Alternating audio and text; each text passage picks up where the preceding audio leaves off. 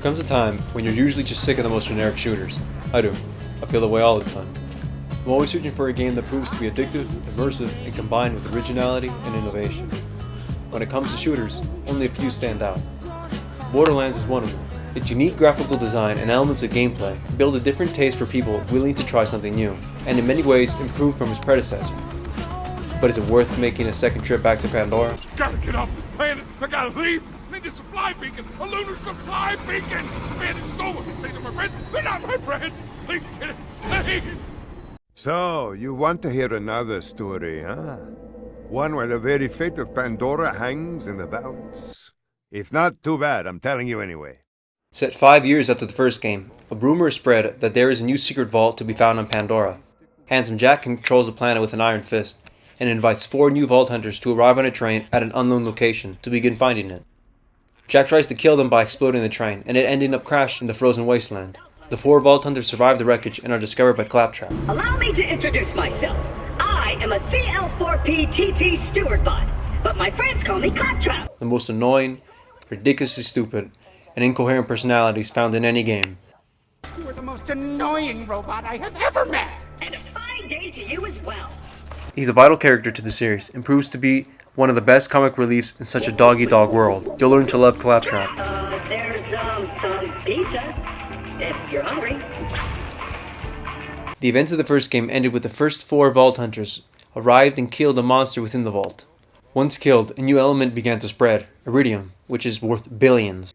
Handsome Jack found it, and used it to gain control over the Hyperion Corporation. He has declared himself dictator over Pandora, and stole all the credit for finding and killing the monster. He has a geostationary moon base in the shape of an H that hovers above Pandora. He taunts the characters throughout the game, while keeping an eye on them at all times. The moral is, you're a total bitch. The player will eventually reach Sanctuary, the residing home for the last rebellion outpost that fights against the Hyperion army. Holy hell, Jack doesn't stand a chance. The 4 heroes from the first game are the people who lead and protect the resistance against Handsome Jack and are vital to the storyline. Wow, you are a dumbass. You can choose to play 4 of the Vault Hunters, each with a specific class. Axon, which is your usual assault and shotgun specialist. Maya is magic and medic. Salvador is heavy strength. Zero is the assassin and stealth type. It is important to know that every character can be good with every weapon. Class doesn't matter.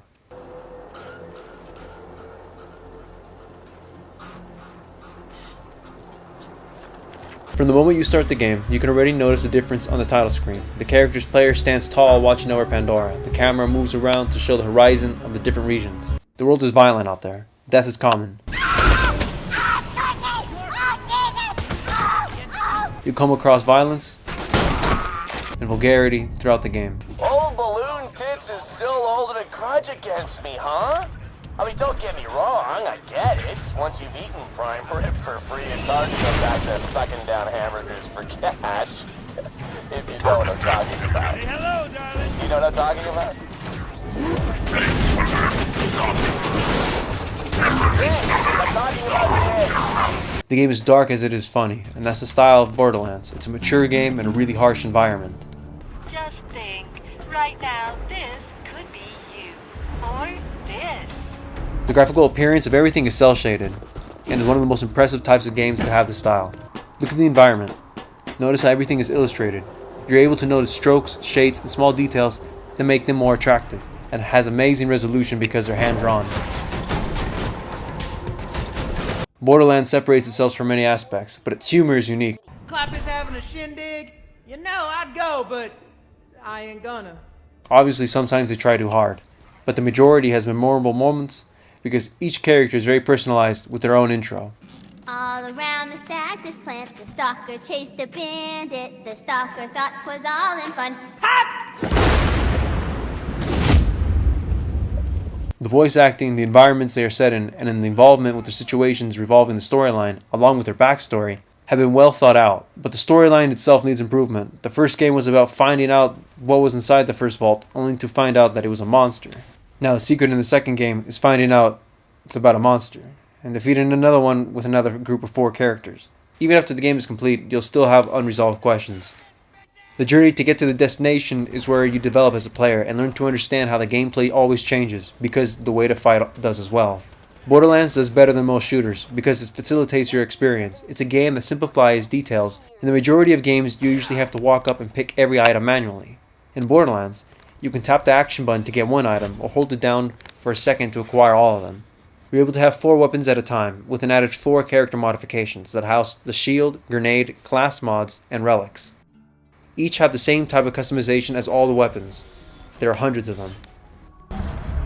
Here! Take this Echo communicator that I totally didn't loot from one of these corpses. It comes with a Class 12 heads-up display, complete with a mini-map. Now, come, friend. Let's get you inside. Man, this is one of them moments.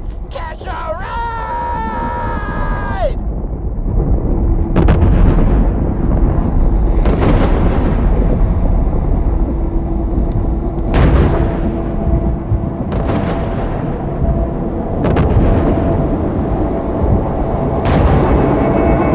That's the best you got. A flying city?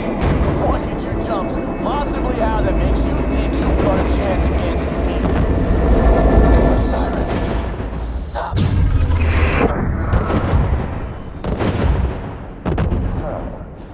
Borderlands 2 is so complex and simple once you comprehend the gameplay. First off, this game has a lot of RPG elements without any turn system, which means you don't have to wait after you attack. It works like any modern first-person shooter, but the guns are what all the other games do not have. You have more than 500 types of combinations of guns, and with every level you achieve, more are created and presented to you by your most used weapons.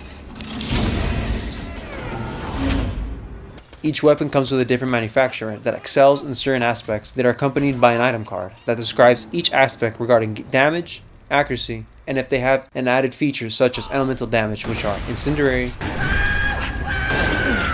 explosive, shock, corrosive, and slag. Enemies, depending on their type as well, will be able to resist elements, or the player will achieve critical damage. Each weapon is given a certain color, which represents how common or rare it is to find them.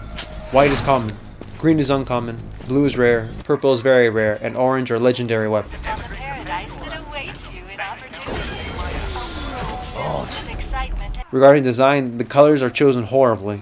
They do not match their personalities, and it's visually disturbing to see on the screen. They're not attractive. A better selection, or at least order, should have been made. The more enemies, quests, and challenges you complete, the more XP you achieve, and your level will ascend. With every level you gain, your HUD is replenished. You receive 1 skill point, and your attributes are augmented. The 1 skill point is able to be spent to improve 3 categories of the character skills depending on who you are. This is an open world game, and is split into separate regions on Pandora. They are Arctic or arid wastelands, hilltops, or industrial facilities that host a handful of different enemies that will always range with difficulties. Each region connects with other areas that allow you to reach new places.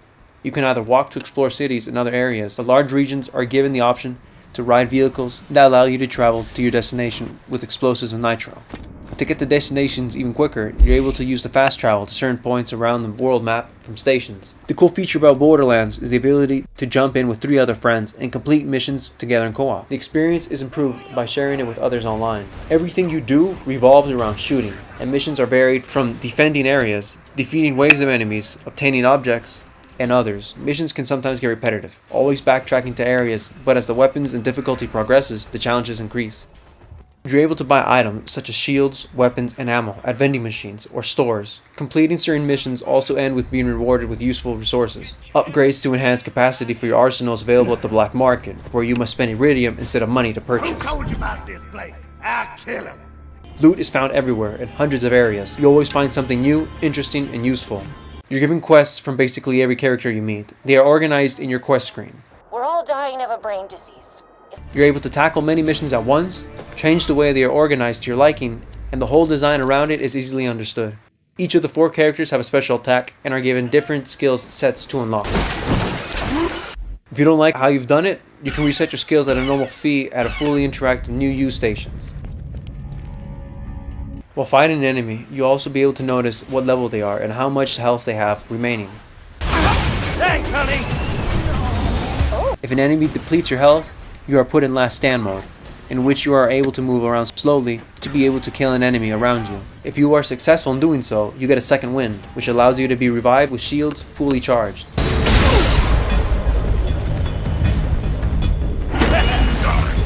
But if you get a last stand consecutively, the time and attack empties much faster.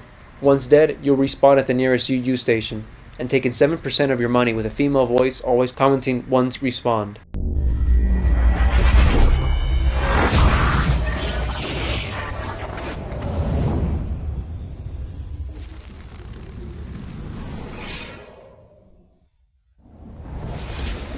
Hyperion suggests that you do not think about the fact that your current body is only a digital reconstruction of your original body, which died the first time you respawned.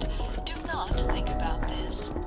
While you're shooting enemies, it gets frustrating when you need to kill someone and the enemies walk or run away, leaving you to die and not giving you an opportunity. Other times while you're fighting, you can shoot an enemy and be attacking while all of a sudden the enemy would decide not to attack and continue like as if nothing was happening. Oh, and one more thing.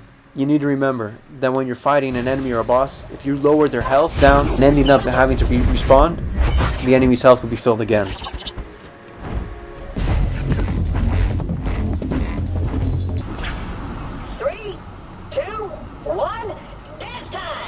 That's intense, Riddles. Error. Oh, he, just exploded, didn't he? I guess that's kinda like dancing. You are such a jackass. It has to happen! Easy, face! Tired of waiting! No more waiting! Need a face shot! Boom! Shoot me in the face! Under my bed! Check out! Borderlands is filled with missions, replay value, and hundreds of different variations to play. The gameplay and unique style of shooting and presentation enhances the experience the player has. With some bad development that results in minor design flaws, bugs, and story elements, it's the gameplay that stays fresh and changes according to how you change as a player. It's 25 to 30 hours for each story without adding DLC and side missions.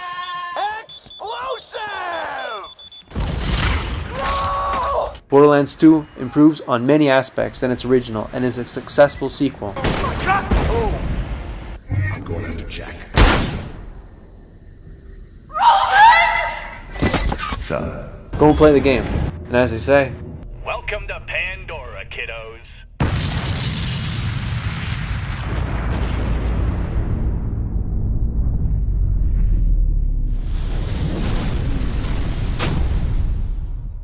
Come on, right here, up top. Don't leave me hanging, bro. Don't make this awkward. Well, mission failed. It's awkward now. I made it weird, huh? Still, you know what makes you feel better?